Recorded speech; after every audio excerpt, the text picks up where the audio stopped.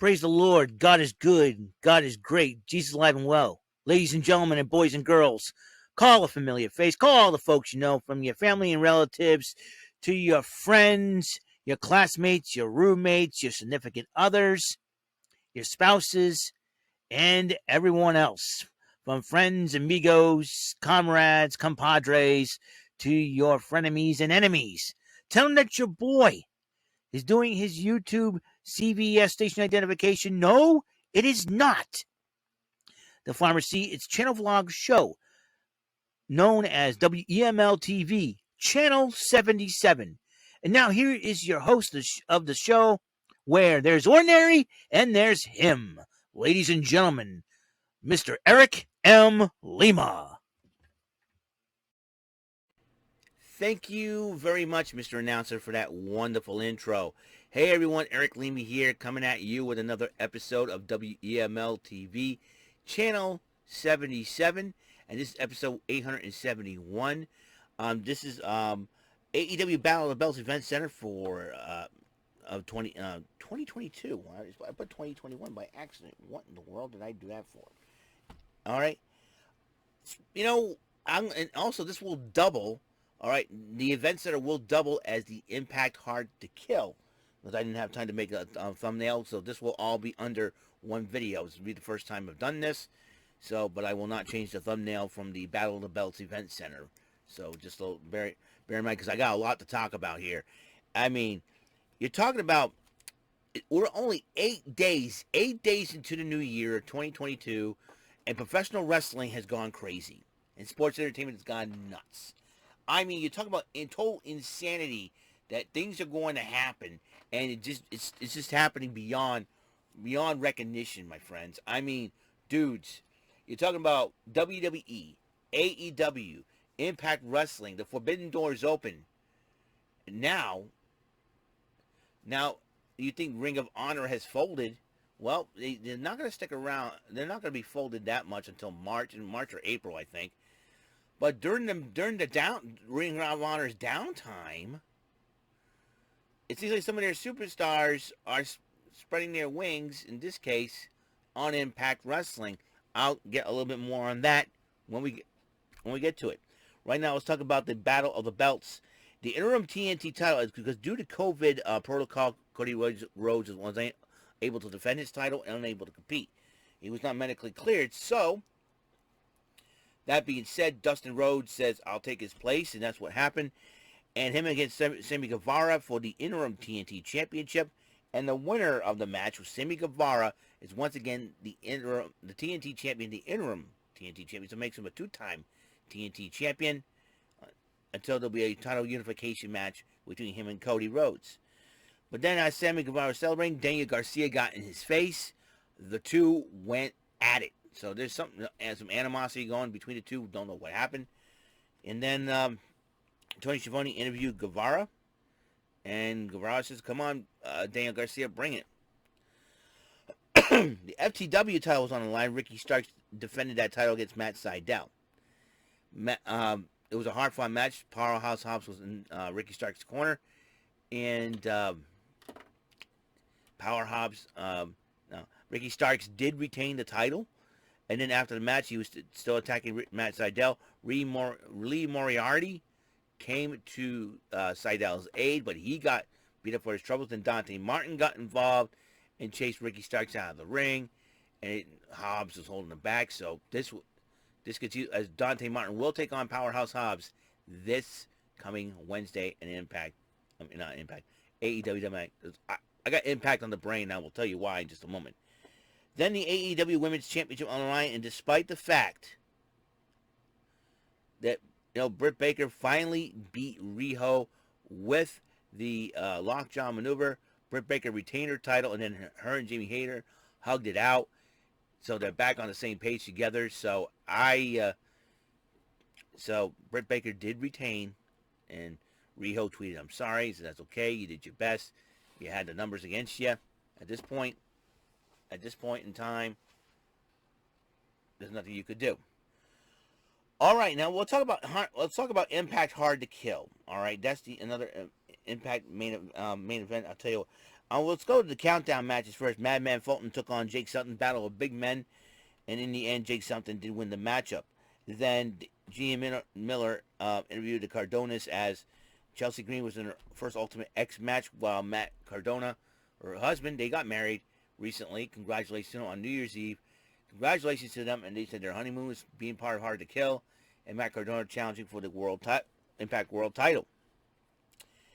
So, with that being said, now Jordan Grace, Alicia, Lady Frost, Tasha Steelz, Rosemary, and Chelsea Green battled it out. And Jordan Grace's digital media title was not on the line. Just to let me reiterate that. But Tasha Steelz did win the Ultimate X match, guaranteeing her a shot at the Knockouts Championship. And a little bit more on that title. The X Division title was on the line. Trey Miguel and Steve Macklin, those two gentlemen went at it. Trey Miguel did retain the title over Steve Macklin. So Macklin cannot challenge anymore for the X Division title unless Trey Miguel loses that title. And then Gia Miller interviewed Deonna Purrazzo about her Texas death match, and then Deonna Purrazzo just went off throwing a hissy fit. And because Gail Kim did come up to both her and Matthew Raywell, says Matthew Raywell gets involved, he'll be fired from Impact Wrestling, and Deonna loses the title. So Deonna loses her match. Then, for the very first time, the Ring of Honor World Heavyweight Championship will be on the line in a Pure Rules match and an Impact pay-per-view. Now, just a few broadcasting changes. The former Tom Phillips, going by his real name, Tom Hennepin, is the new will replace Matt Stryker, who just got fired by Impact Wrestling, as the new head play-by-play man. But joining them was Ian Riccoboni from Ring of Honor, and Bobby Cruz introduced matches.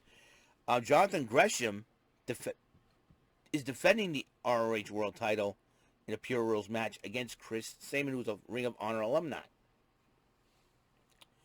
And Jonathan Gresham, these two went at it. Also, Jonathan Gresham is the husband of the digital media champion, Jordan Grace.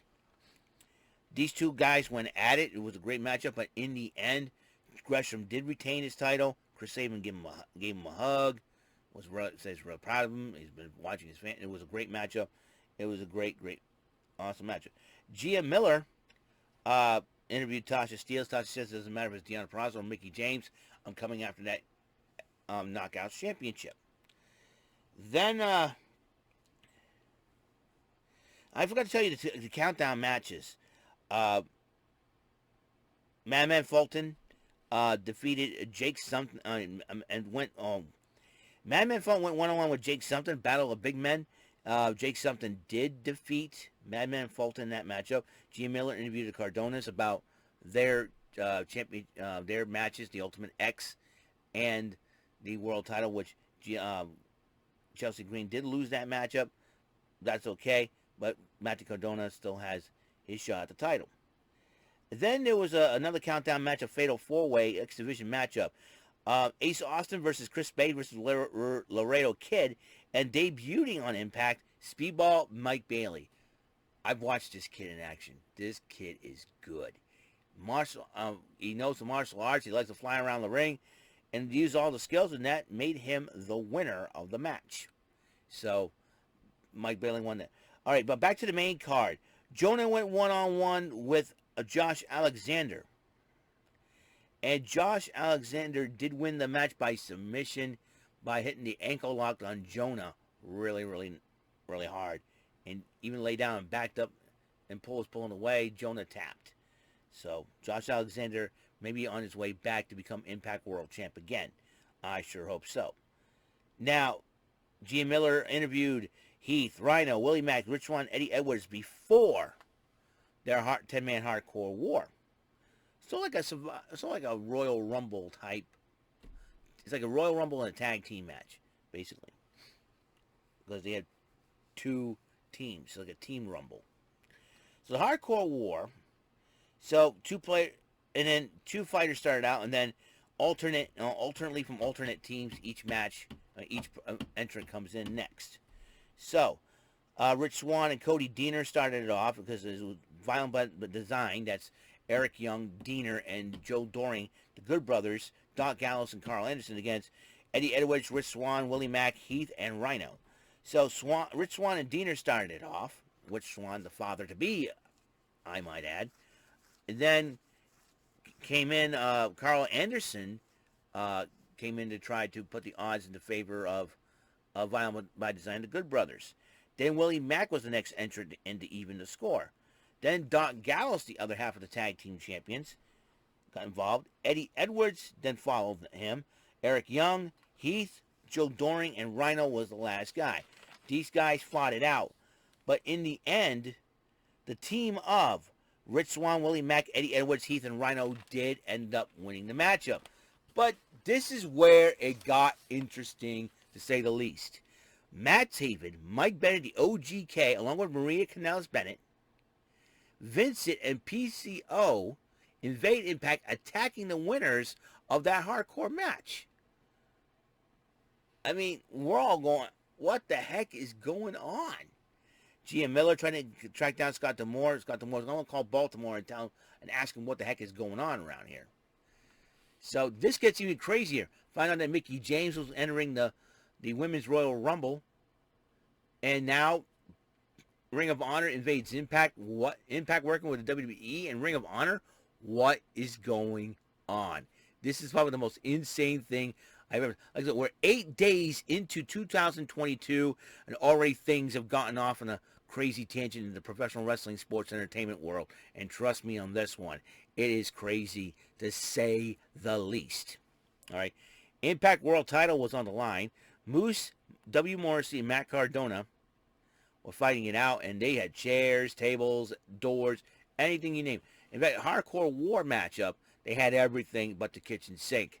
And Moose, Morrissey, even Chelsea Green tried to get involved in this matchup, but in the end, Moose did retain the Impact World title. Probably preparing, Josh Alexander right around the corner after defeating Jonah. Then the main event was the Knockouts Championship matchup under Texas Deathmatch rules. Mickie James and Deonna Purrazzo went at it. Mickie James defending the title. If she retained the title, she'll walk into the WWE Women's Royal Rumble match as the Impact Knockouts Champion. And also, Ring of Honor World Women's World Champion Roxy was sitting at ringside during the match. She did not get involved in the matchup, but she was watching very intently and very closely. And in the end of all that, Mickie James did retain her title. So that means history has been made as she walks in the Women's Royal Rumble match as Impact Knockouts Champion. I'll tell you one thing, with the Ring of Honor had their fingerprints all over the event tonight. Not only that, with Ian Riccaboni says he had nothing to do with it. They would,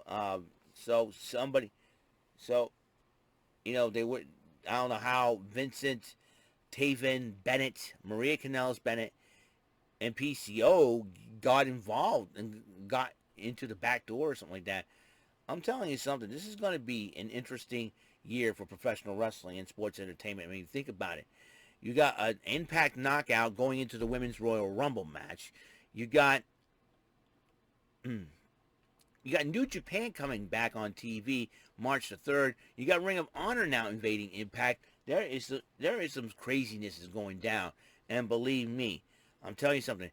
If AEW gets involved in this sucker, it's gonna be the wrestling multiverse. The forbidden door could be blown open. If some superstars from AEW or Impact said, "Hey, we're going to be involved in the Royal Rumble," Johnny Knoxville's going to have more problems than ever. Because you're talking about having a jackass moment. Johnny Knoxville's going to have plenty of that. And I'll tell you something right now. This is going to get interesting. 2022, professional wrestling is going to go totally off the charts. And let me tell you, it is that insane. I'm going to tell you. I think that will be one of my other topics at Rant and Rave. The Ring of Honor invasion. Is it real? Well, it seems real, but I'm sure Jonathan Gresham has nothing to do with it, and Ian Riccaboni has nothing to do with it. But let me tell you, this is going to be insane to say the least. All right, we got to watch out this week and what's going on this week. It's going to be totally, totally nuts. Let me tell you. I want to see if they acknowledge Mickey James on Monday Night Raw and just say, hey, she's going to be involved in this thing. You know, they haven't mentioned Melina yet. Is she surprised in this thing? They haven't mentioned any NXT superstars in the Women's Royal Rumble. Are they surprises too? They probably want to keep, you know, cause you got returning and, you know, you got still injured women's in that. You know, Alexa Bliss had some surgery done, but some time off. Oscar with a shoulder injury. Bailey her ACL. Lacey Evans was pregnant. Are those four going to be involved in this? We know Sasha Banks will be hurt out 6 to 8 weeks.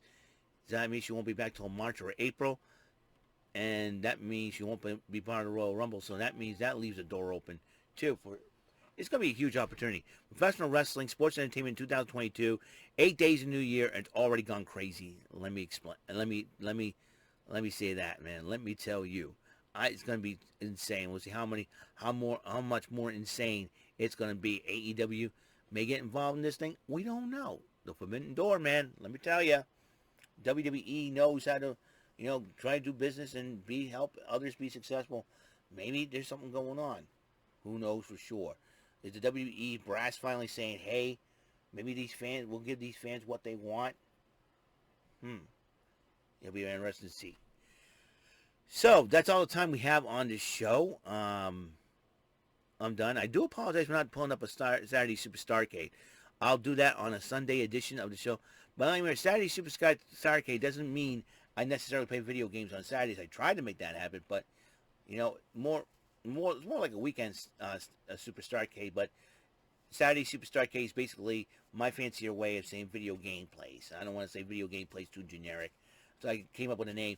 Honoring two of the biggest, two big shows in the 80s, Saturday Super Starrcade Saturday Supercade and Starrcade. I put them together, both Saturday Super Starrcade. Boom, there you go. Tough acting, Tenactin, whatever. So I will see you guys later. You guys have a wonderful night. Sleep tight. Don't let the bed bugs bite me. Excuse me. I gotta go take a shower and deal with the rest of the laundry. All right. So peace, love, God's blessings from Him above through me to you. I will see you tomorrow for a couple more episodes of the show. 871. Peace.